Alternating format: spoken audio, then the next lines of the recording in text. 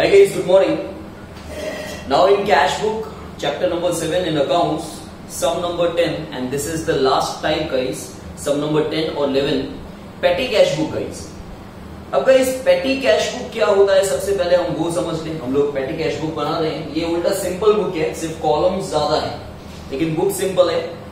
Method बहुत easy है compare to अगर हम कैश बुक से कंपेयर करें तो. सी गाइस, सपोज कर लो I have a very big business, very giant business, large scale business, जहां पे लाखों करोड़ों का डेली ट्रांजैक्शन हो रहा है. ठीक है, तो मेरे बिजनेस में मैंने एक कैशियर को रखा है. ठीक है, जो डेली के हर घंटे हर मिनट में पता नहीं लाखों करोड़ों के ट्रांजैक्शन का लेन देन करता है. गाइस, अब बट ऑब्वियस है कि हमारे बिजनेस में भले ही लाखों करोड़ों के ट्रांजैक्शन हो रहे हैं, लेकिन छोटे मोटे खर्चे भी होते होंगे.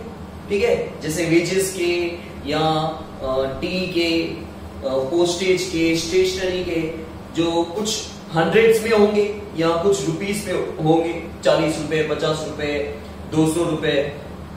तो गाइस, जब लाखों करोड़ों के ट्रांजैक्शन हो रहे हैं या बहुत बड़े बड़े ट्रांजैक्शन हो रहे हैं, चलो लाखों करोड़ों की बात नहीं भी करते, बहुत बड़े बड़े ट्रांजैक्शन हो रहे हैं, और उसके बीच में अगर ये छोटे मोटे खर्चे आ जाते हैं गाइस, तो हो सकता है कि कैश की लेन देन में कैशियर से मिस्टेक हो सकती है. और अल्टीमेटली हमेशा याद रखना, अगर कैश में अगर कोई भी एरर आता है तो पूरी की पूरी रिस्पॉन्सिबिलिटी कैशियर पे होती है. सबसे रिस्क वाला काम होता है गाइस कैशियर का. ठीक है, तो गाइस अब ये मिस्टेक्स ना हो सके, इसलिए हमारे बिजनेस में हमारा जो मेन कैशियर है, जो मेन ट्रांजैक्शंस को हैंडल करता है, उसके नीचे एक छोटा सा दूसरा कैशियर रखा गया है, जिसे हम पेटी कैशियर कहते हैं. पेटी कैशियर क्या करता है ना गाइस, पेटी एक्सपेंसेस का लेन देन करता है. मतलब पेटी मीन स्मॉल, छोटे मोटे खर्चों को हैंडल करता है. तो गाइस, जो हमारा मेन कैशियर है, जो बड़े बड़े ट्रांजैक्शंस देखता है, बड़े अमाउंट के ट्रांजैक्शंस देखता है, ताकि उन ट्रांजैक्शंस में कुछ मिस्टेक ना हो सके, उसके नीचे एक छोटे कैशियर को, दूसरे कैशियर को अपॉइंट किया है, जो छोटे मोटे खर्चों की देखरेख रखेगा. ठीक है, तो वो बंदा, जो मेन बंदा है, वो मेन कैशियर है. मेन कैशियर पेटी कैशियर को अपॉइंट कर रहा है गाइस. ओके, और पेटी कैशियर क्या कर रहा है कि हर महीने में जो भी छोटे मोटे एक्सपेंसेस हो रहे हैं, टी के, पोस्टेज के, वेजेस के, मिसलेनियस एक्सपेंस के, स्टेशनरी के, वो छोटे मोटे खर्चे वो हैंडल कर लेता है. तो गाइस, हर महीने के स्टार्टिंग में क्या होता है, हर महीने के स्टार्टिंग में मेन कैशियर जो है पेटी कैशियर को कुछ अमाउंट दे देता है. फॉर एग्जांपल, मेन कैशियर ने पेटी कैशियर को 5,000 रुपए दिए और पेटी कैशियर को बोला कि इस पूरे महीने में जहां भी छोटे मोटे खर्चे होते हैं उसका पूरा अकाउंट्स बनाना, और at the end of the month मुझे ये पूरा अकाउंट्स देना कि तुमने 5,000 कहां किस चीज में खर्च. तो गाइस, ये पेटी कैश बुक है जो पेटी कैशियर मेंटेन करता है. वो इस बुक में ये बताता है कि जो मेन कैशियर से महीने के स्टार्टिंग में पैसा मिला, उसका खर्चा उसने कहां किया. ओके गाइस, पेटी कैश बुक भी दो तरह की होती है. ये सिंपल पेटी कैश बुक है और दूसरा होता है इम्प्रेस्ड सिस्टम ऑफ पेटी कैश बुक. सिंपल पेटी cash book and impressed system of पेटी कैश बुक, दोनों का फॉर्मेट वैसा ही है, पूरा का पूरा सम भी वही होता है. सिर्फ लास्ट में इम्प्रेस्ड पेटी कैश बुक में कुछ चेंजेस आते हैं, वो मैं आपको इसी सम में बता दूंगा. ठीक है, समझ में आया? सो गाइस, ये पेटी कैश बुक है जो पेटी कैशियर मेंटेन करता है. ठीक है, ये बुक में वो क्या दिखा रहा है, वो छोटे मोटे जो भी एक्सपेंसेस है उसका पूरा अकाउंट्स मेंटेन कर रहा है. और at the end of the month ये पूरी बुक वो किसको सबमिट करेगा, ये पूरा अकाउंट्स मेन कैशियर को सबमिट करेगा कि आपने मुझे जो पैसा दिया था महीने के स्टार्टिंग में, उसका खर्चा कहां हुआ है. Okay, so guys, now 1 October opening पेटी कैश बुक ऑफ ₹4,000. ठीक है, पेटी की जगह कैटी हो गया. ओपनिंग पेटी cash balance of ₹4,000. So guys, already हमारे पास देखो बिजनेस पहले से चालू होगा. ठीक है, और पेटी कैशियर जो है ये अक्टूबर की बुक्स बना रहा है, तो अक्टूबर से पहले सितंबर आता है, तो पेटी कैशियर ने सितंबर की बुक्स भी बनाई होगी. तो जब सितंबर की बुक्स बनाई होगी तो मेन कैशियर ने कुछ पैसा दिया होगा सितंबर में. ठीक है, तो सितंबर के एंड में पेटी कैशियर के पास 4,000 रुपए बचे होंगे. ठीक है, वही 4000 देखो हम फर्स्ट डेट 1 अक्टूबर को दिखा रहे हैं। सो गाइस हियर 1 अक्टूबर को जो पैसा आता है या आ रहा है या ऑलरेडी हमारे पास है, अभी पैसा रिसीव हो रहा है या ऑलरेडी हमारे पास बैलेंस हो, तो आप उसका अमाउंट इस साइड दिखाओगे, रिसिप्ट साइड, ठीक है। लेकिन लिखना यहीं पे है टू बैलेंस ब्रॉड फॉरवर्ड, पैसा आए या पैसा जाए आपको पर्टिकुलर्स यही लिखने, ठीक है, कि क्यों पैसा आ रहा है क्यों पैसा जा रहा है। लेकिन अमाउंट अगर पैसा आए तो रिसिप्ट में लिखना है और पैसा जा रहा है तो ये एक्सपेंसेस के कॉलम्स हैं, ठीक है। Then guys again first date को amount receive from the chief cashier मतलब मेन कैशियर से 1000 रुपए मिले गाइस। तो 1 तारीख को गाइस टू मेन कैशियर पैसा आ रहा है, और पैसा क्यों आ रहा है गाइस, मेन कैशियर दे रहा है, ठीक है, समझ में आया guys. So to main cashier यहां पे हमने लिख दिया 1000 रुपए। देन गाइस थर्ड को wages of ₹600 and carriage of ₹400 are paid. 3 तारीख को गाइस हम लोग पे कर रहे हैं, हम लोग क्या पे कर रहे हैं, वेजेस और कैरियज। सो गाइस क्योंकि ये एक्सपेंस है तो पैसा जाएगा, वेजेस कितना 600 और कैरियज 400, ओके। सो टोटल खर्चा कितना हुआ 1000, क्यों हुआ, बाय वेजेस, क्योंकि एक्सपेंस है तो आपको बाय लिखना और पैसा आएगा तो आपको टू लिखना है, by wages and carriage account, okay, समझ में आया। देन गाइस फिफ्थ डेट को ₹700 paid for postage and postal stamp expenses. Again पैसा जा रहा है 5 तारीख को बाय पोस्टेज एक्सपेंसेस, ओके, कितना है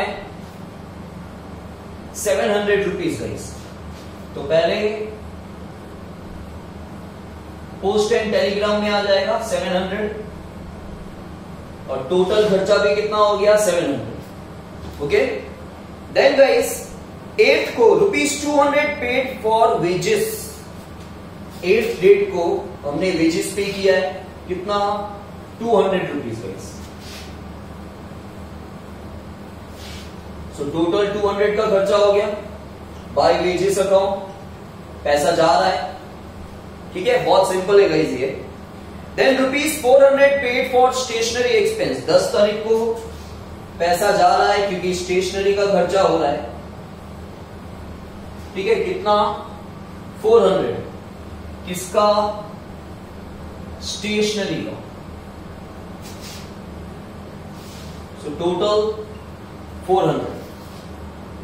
then guys ₹150 paid for tea and refreshment expenses. So by tea and refreshment expenses कितना 150,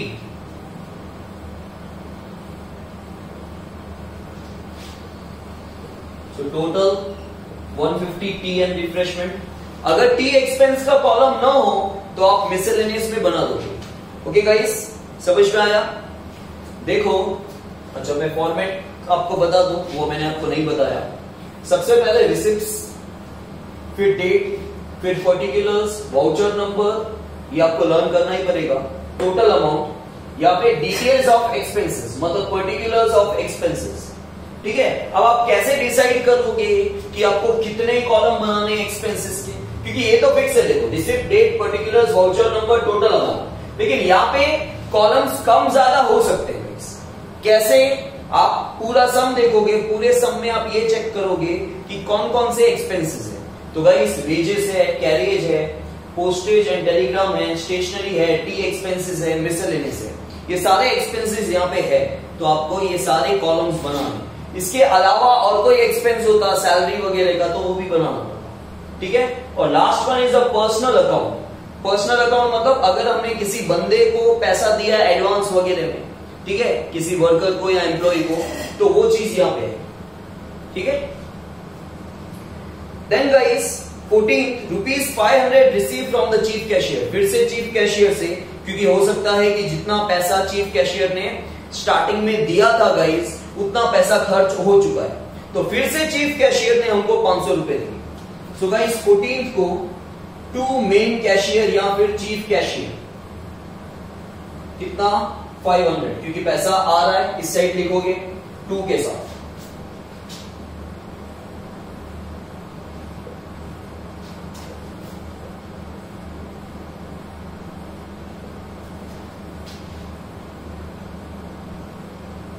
ओके, देन गाइस 15th को miscellaneous expense paid ₹500।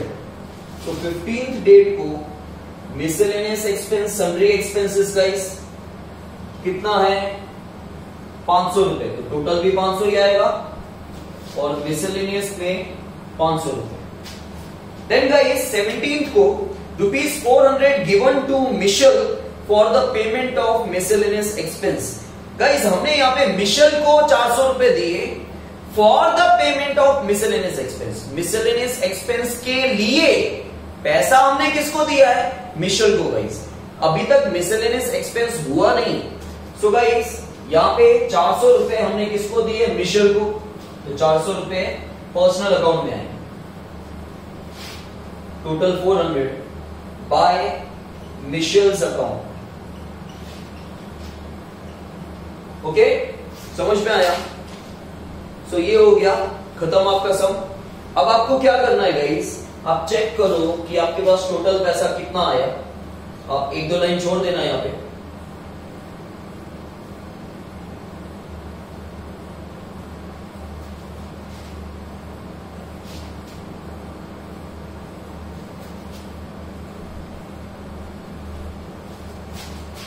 So guys 5500 total आया पैसा, और टोटल गया कितना वो देख लेते हैं हम। 1700, 19, 23, 24 एंड 9, 33, 3350। तो गाइस टोटल गया कितना 3350। तो वो भी आपको यहां लिखना है गाइस। आप सबसे पहले क्या करो,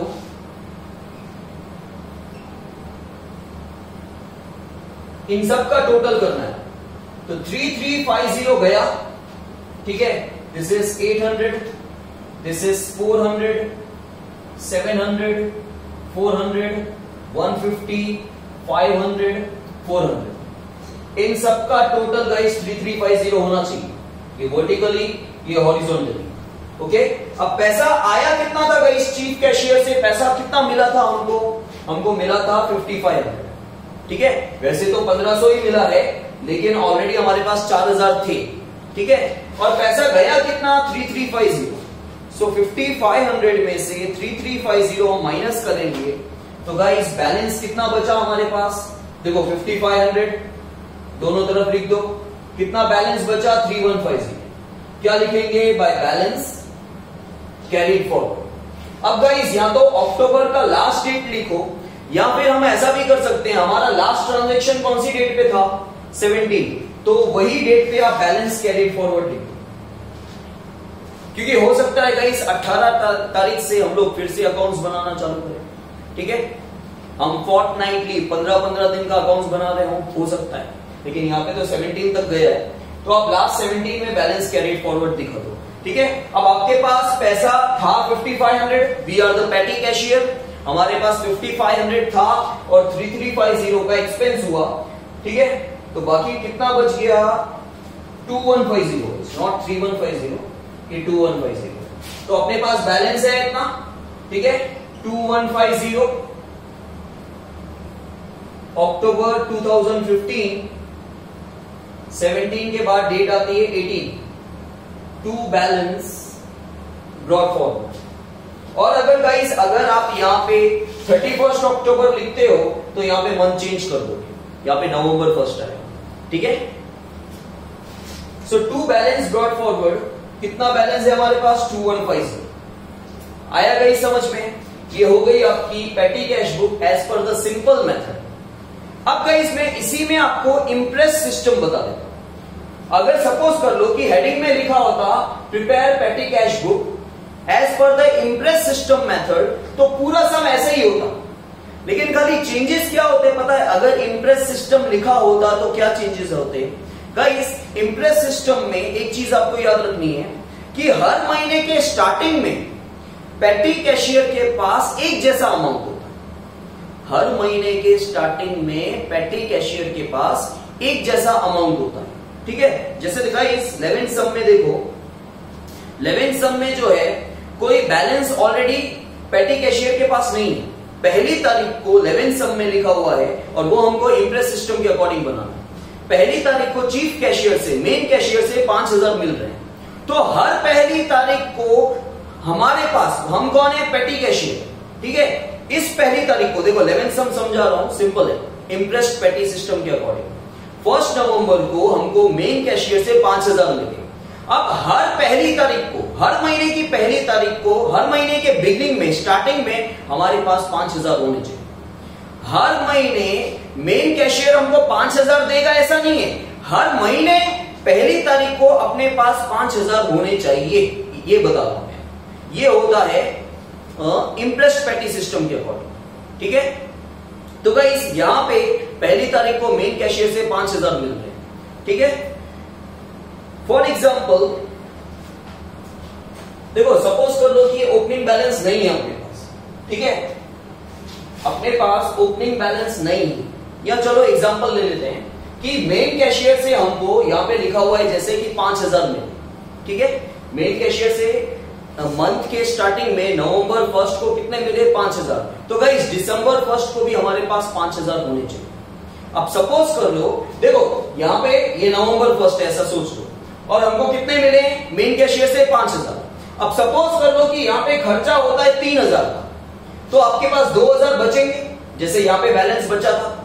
पूरा सम इसी तरह करना है, खाली मैं आपको क्या समझा रहा हूं? इम्प्रेस सिस्टम के अकॉर्डिंग समझा रहा हूं। मैं क्या बोल रहा हूं? भूल जाओ आपके पास बैलेंस कुछ था, बैलेंस नहीं है।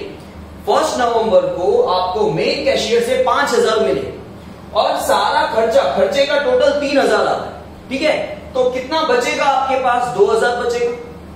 2000 आपके पास है, ठीक है। तो अब मेन कैशियर आपको कितना देगा पता है? 3000, ठीक है। आप सब कुछ सेम करोगे, देखो यहां पे 5000 आएगा, मैं एग्जांपल दे रहा हूं। मेन कैशियर से पहली तारीख को 5000 मिला, 3000 का खर्चा होता है, बैलेंस कैरिड फॉरवर्ड कितना आएगा? 2000 आएगा। तो आप यहां पे क्या लिखोगे? बैलेंस ब्रॉट फॉरवर्ड में 2000 लिखोगे। लेकिन मैं क्या बोल रहा हूं? हर महीने की पहली तारीख को आपके पास टोटल 5000 होना चाहिए। आपके पास बैलेंस कितना बचा?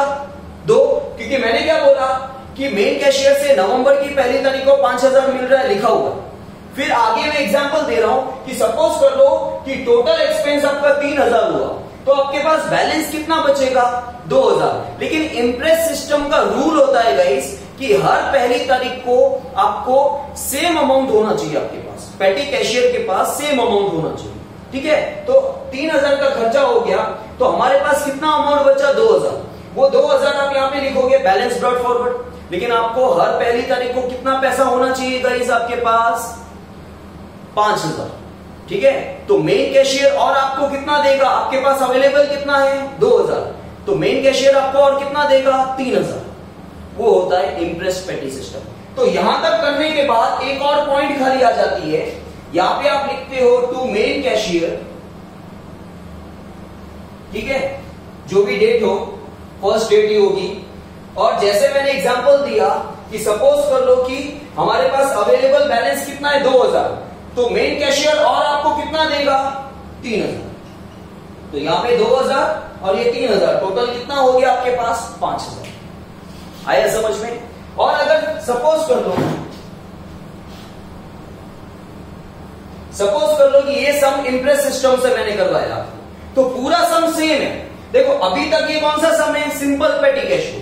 लेकिन मैं क्या बोल रहा हूं? सपोज कर लो कि अगर ये इम्प्रेस सिस्टम से करना होता तो भी हम ऐसा ही करते, यहां तक ऐसा ही करते। लेकिन खाली क्या चेक करते कि हमारा टोटल एक्सपेंस कितना हुआ है गाइस। देखो स्टार्टिंग में सपोज कर लो आपको मेन कैशियर से 5000 मिले, 5000 में से आपका खर्चा कितना हुआ? 3350, ठीक है। तो बचा कितना है? 2150, ओके। तो बाकी का अमाउंट आपको मेन कैशियर यहां पे दे देगा, ठीक है। 5000 में से 2150 आपके पास बचा है, 2850 आपको मेन कैशियर देगा। तो यहां पे आप क्या लिखोगे, 2850। ओके, अगर आपको 5000 मिला होता तो देखो टोटल यहां का टोटल 5500 है। मैं वो सब नहीं बोल रहा हूं, मैं ऐसा बोल रहा हूं, ऐसा सोचो 5000 मिला, 5000 में से गया कितना 3350, बचा कितना 2150। तो आपके पास हर महीने के स्टार्टिंग में 5000 होना चाहिए। 5000 में से आपके पास कितना है 2150 है, तो और कितना देगा मेन कैशियर आपको, ये 2850 टू मेन कैशियर। तो ये हो गया इंटरेस्ट सिस्टम। समझ में आया गाइस? ये हम रब कर देते हैं। तो ये हो गया सिंपल पेटी कैश। ठीक है, और एक चीज आपको बताता हूं, देखो यहां जो टोटल खर्चे का टोटल आएगा ना, वही अमाउंट हमेशा मेन कैशियर आपको देगा, ये याद रखना। इंटरेस्ट पेटी कैश। ठीक है गाइस, समझ में आया?